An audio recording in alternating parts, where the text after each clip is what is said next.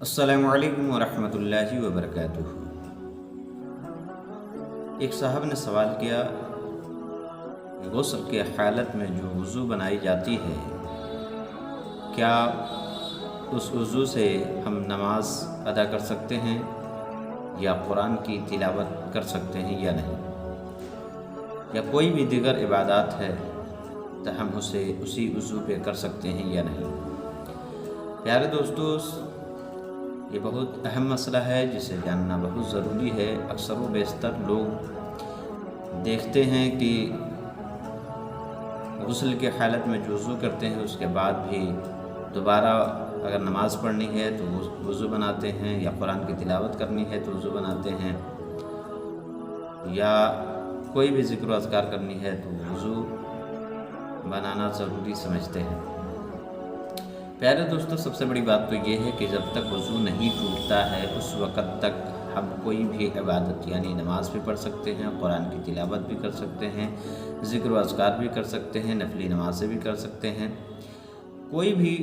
اللہ کا ذکر کرنا ہے تو اسی وضو پہ کر سکتے ہیں جب تک ہمارا وضو نہیں ٹوٹتا ہے۔ اب سوال یہ ہے کہ غسل کی حالت میں جو وضو کرتے ہیں اس کے بعد کیا غسل کرنا ضروری ہے یا نہیں؟ تو پیارے دوستو، اگر آپ نے غسل کی حالت میں وضو کیا ہے اور مکمل طریقے سے وضو کر لیا تو اب وضو کرنے کی ضرورت نہیں ہے، اسی وضو پہ آپ نماز ادا کر سکتے ہیں، قرآن کی تلاوت کر سکتے ہیں، ذکر و اذکار کر سکتے ہیں، آپ اللہ کی محفلوں میں اسی وضو پہ بیٹھ سکتے ہیں۔ اس کے لیے نیا وضو بنانے کی ضرورت نہیں ہے اور نہ ہی پھر دوبارہ وضو کرنے کی ضرورت ہے۔ آپ چاہیں، یہ آپ کی مرضی ہے، اگر وضو پہ وضو بناتے ہیں تو وضو کا ثواب ملتا ہے، اس لیے بہتر ہے اگر آپ بنانا چاہیں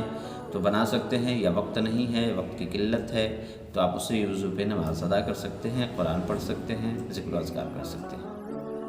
لیکن اگر یہ سمجھتے ہیں کہ اس وضو سے ہم نماز نہیں پڑھ سکتے ہیں، قرآن کی تلاوت نہیں کر سکتے ہیں، یا دیگر کوئی بھی کام نہیں کر سکتے ہیں، تو یہ سوچنا یا یہ سمجھنا درست نہیں ہے، بلکہ وضو پہ وضو کرنا یہ ثواب ہے، آپ کر سکتے ہیں، ضروری نہیں ہے۔ السلام علیکم ورحمۃ اللہ وبرکاتہ۔